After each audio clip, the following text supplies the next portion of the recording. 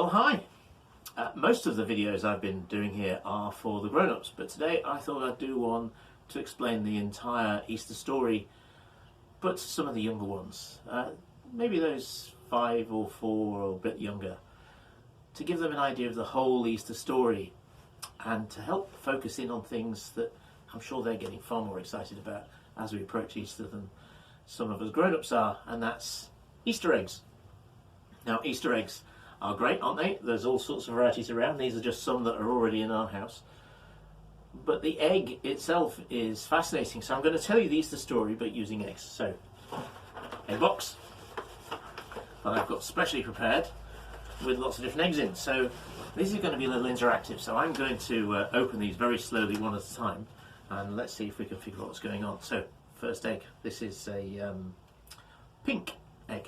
Here in the pink egg, what have we got? We've got a donkey.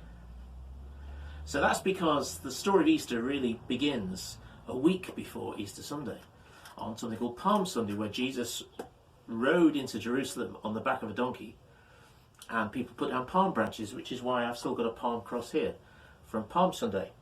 So Jesus arrives in Jerusalem to great fanfare, and he does so because he's going to meet with some friends, and they're going to share a meal together, and part of that meal will be having some bread and some wine, which we have today in our churches still. That was a special meal called a Passover meal. He was going to get together with his friends, the folk that we call disciples today, but they were just really close friends, really. Then here in this green egg, what's in this one? Well, oh yes, some silver coins. That's because one of Jesus' friends actually wasn't his friend at all that night. He decided that he knew the Romans were looking for him and decided to go and tell them where Jesus would be, and he accepted payment.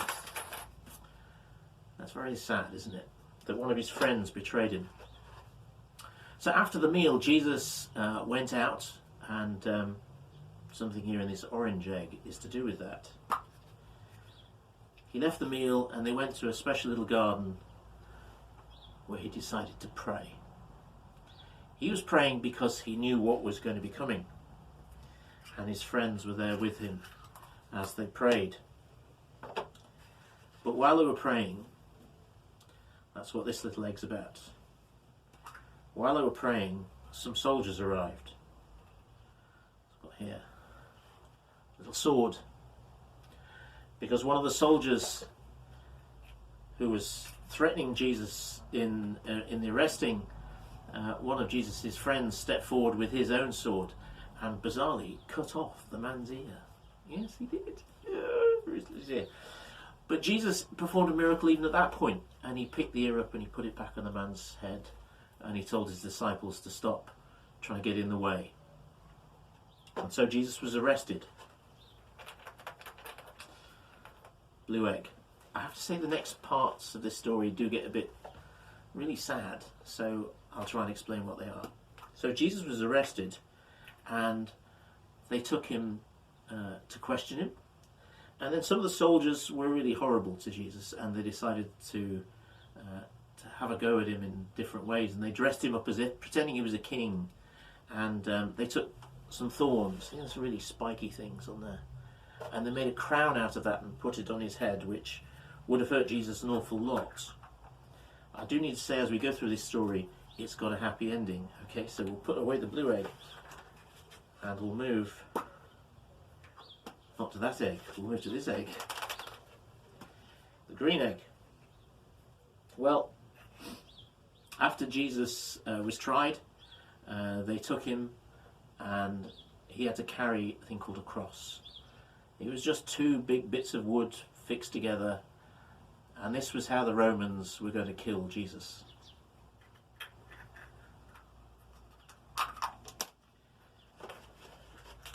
And they were really rather cruel, and I'm sorry to mention this, but they nailed him to it. So here in this orange egg are 3 nails. That was a very vicious thing they did to Jesus. And on that cross, well, someone came and helped Jesus. He felt sorry for him, and he offered him a drink. And he gave him a drink by putting it on a sponge that he held up to his mouth on a long stick, so Jesus could have a drink, because he was there for quite a while and he was thirsty and suffering.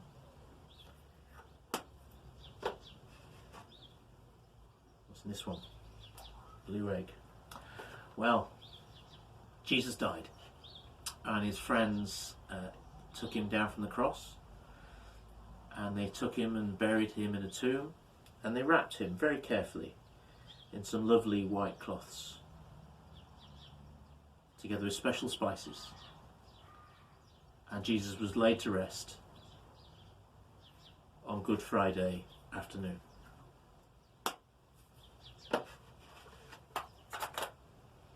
What's in this one? Well, here in the next to last egg, we're now getting to what becomes a very important part of the story. Because Jesus' friends visited the tomb on the Sunday morning after he died on the Friday. And they were very expectant to find a large stone covering the front of the tomb. None of the Romans or Jewish authorities wanted Jesus' body to be tampered with, and so in front of, it's basically a little cave where they put Jesus' body, they put a huge stone.